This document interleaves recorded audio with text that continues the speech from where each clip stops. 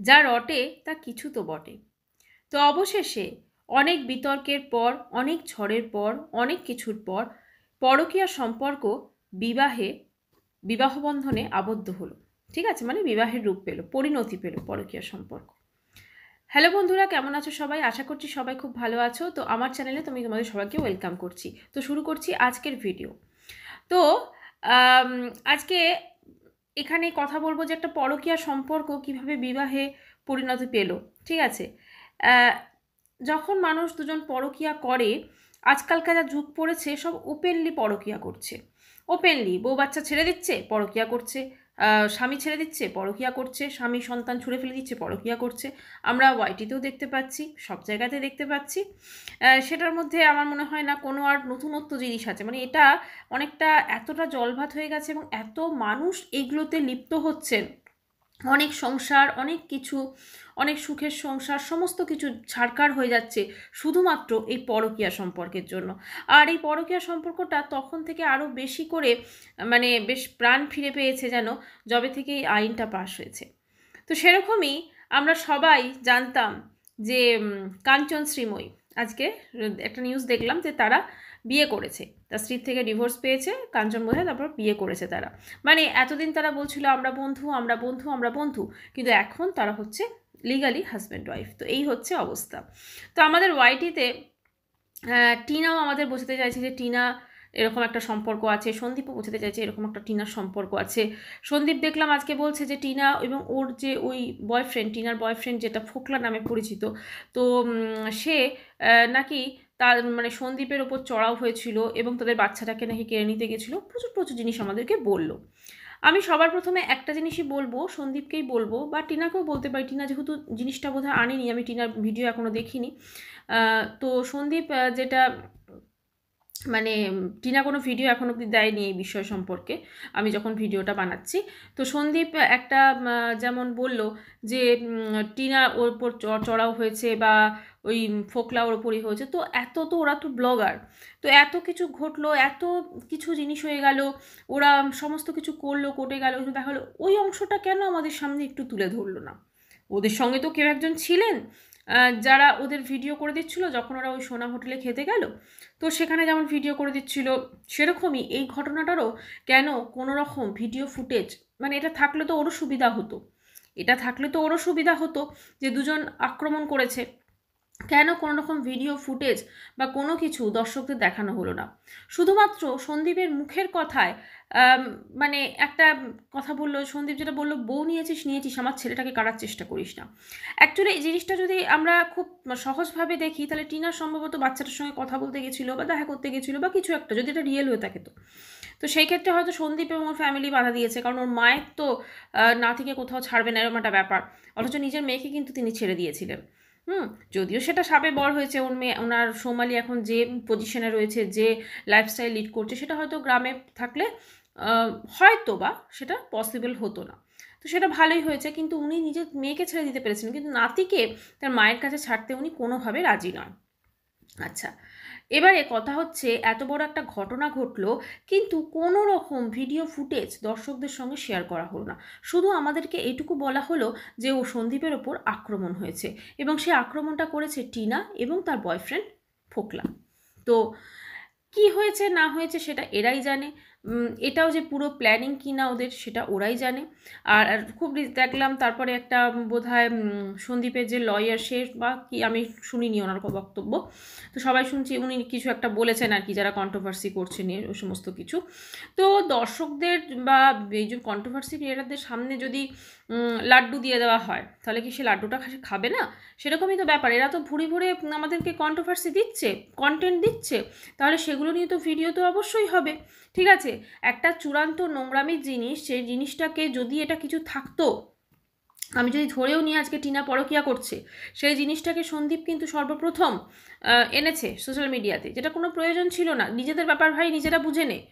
Video করছে তা ইয়ে করছে, সেটা আমাদেরকে বলতেই পারতো যে আমাদের কোন মধ্যে বনিবনা হচ্ছে না বা কিছু একটা, তো আমরা এখন থেকে আলাদা আলাদা হয়ে গেছি, ভিডিও করছি। কিন্তু তারা সমস্ত কিছু সোশ্যাল মিডিয়া এনে আজকে যখন সেগুলো নিয়ে আলোচনা হচ্ছে, তখন তারা বলছে কন্ট্রোভার্সি ক্রিয়েটারদের যে এরকম করা সঠিক নয়।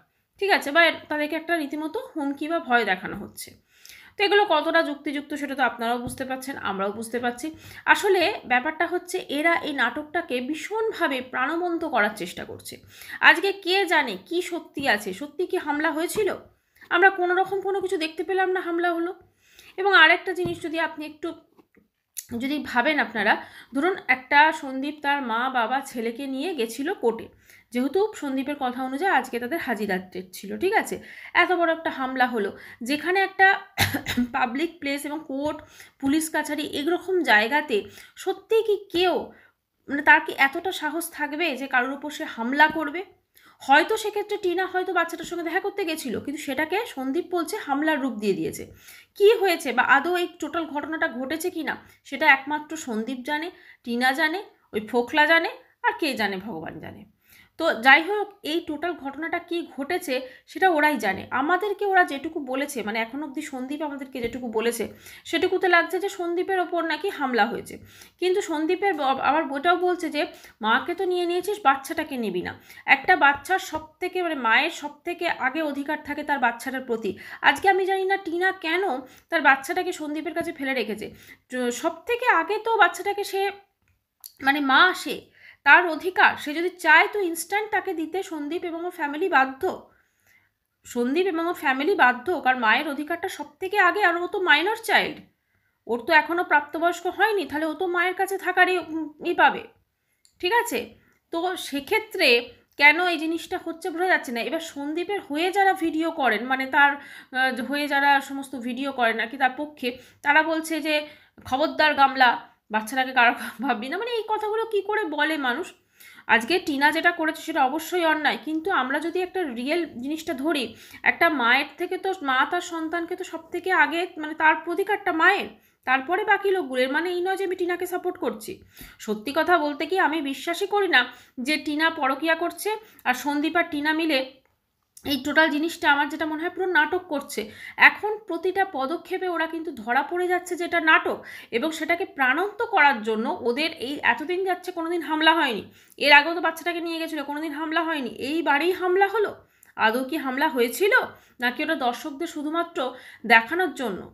এই পুরো ঘটনাটা কি হয়েছে সেটা শুধুমাত্র সন্দীপ জানে, টিনা জানে, বা ওখানে যারা উপস্থিত ছিল সেটা জানে। কিন্তু একটা পাবলিক প্লেসে কখনো কিন্তু এরকম হবে না।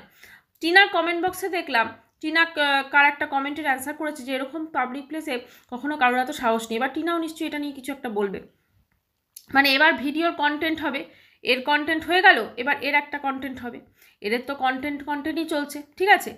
ব্যাপারটা হচ্ছে আসল কাজ কি হচ্ছে ভগবান জানে। আজকে একটা মানে টিনা সন্দীপের নামে যে বধূ নির্যাতনের যে কেস করেছে, ওটা তো এত সহজে মিটবে না। ডিভোর্স কেসও এত সহজে মিটবে না, বছরের পর বছর চলবে। সত্যি যদি ওটা করে থাকে, রিয়েল হয়ে থাকে, তো বছরের পর বছর চলবে। কাজে এই যে বছরের পর বছর জিনিসগুলো চলবে, তার মানে কি ওরা বছরের পর বছর এইভাবেই ভিডিও দেবে আর ভিউজ কামাবে?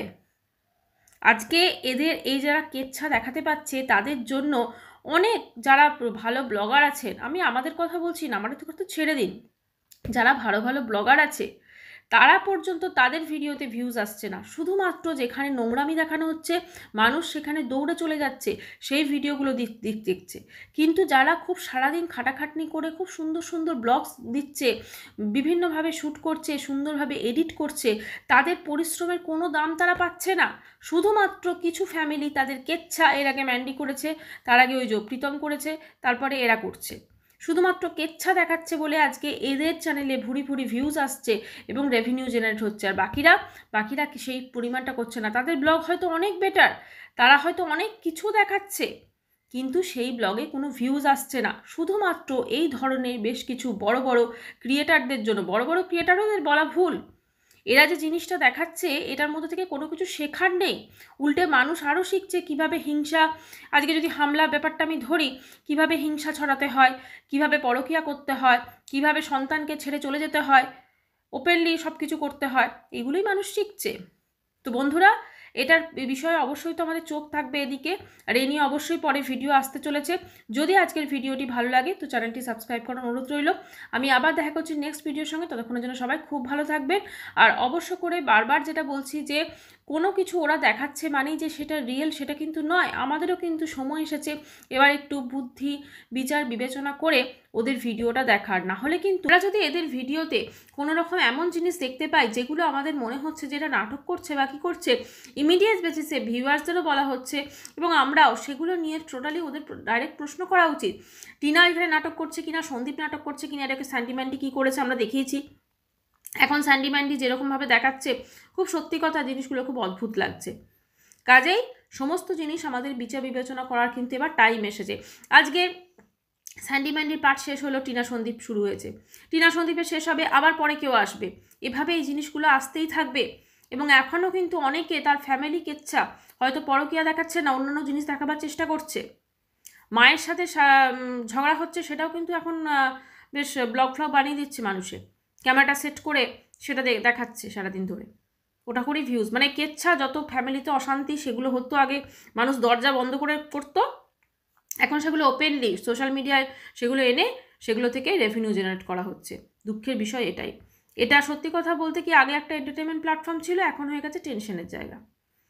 ভিডিওটা শেষ করছি, চ্যানেলটি ভালো লাগলে সাবস্ক্রাইব করুন। বাই।